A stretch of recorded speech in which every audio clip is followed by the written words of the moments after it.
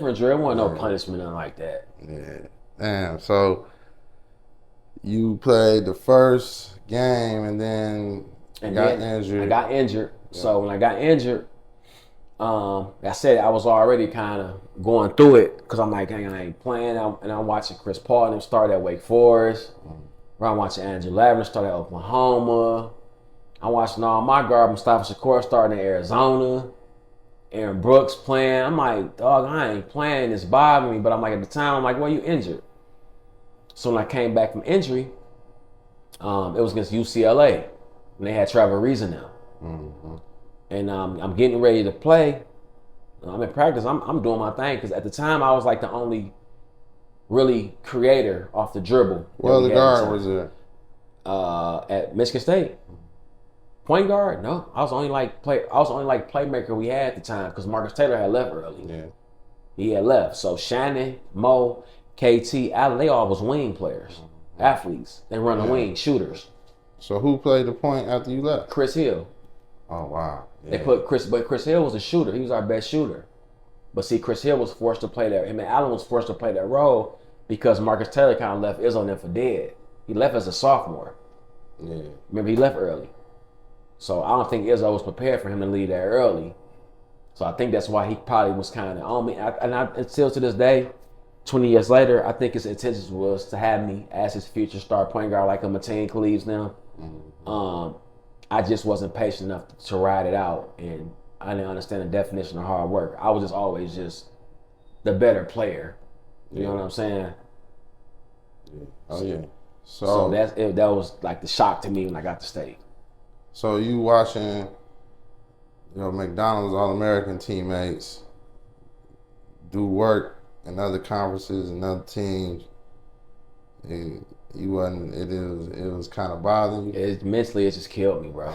It killed me. Then me thinking like, once I got healthy, I'm like, I'm about to get out here and play.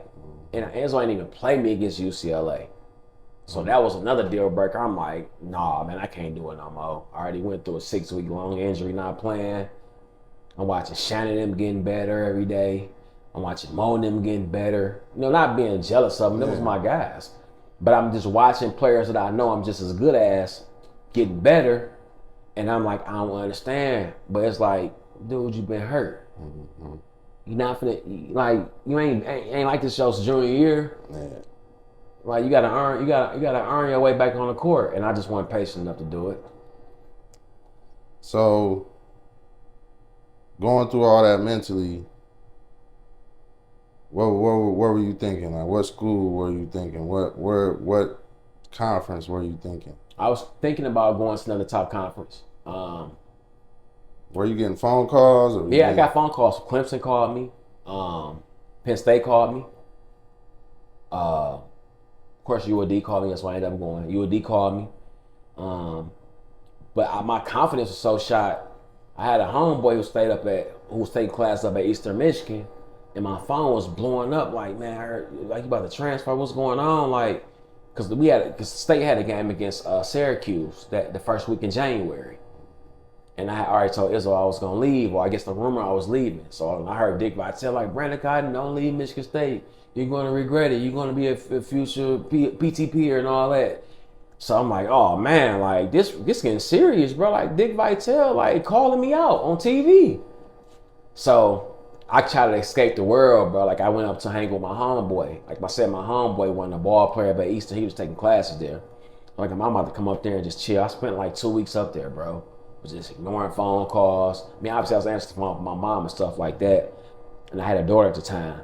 So I was answering the phone for her mother and things like that to make sure my family was straight. But like any outsiders, I wasn't even answering the phone because I just didn't know where I was headed in life.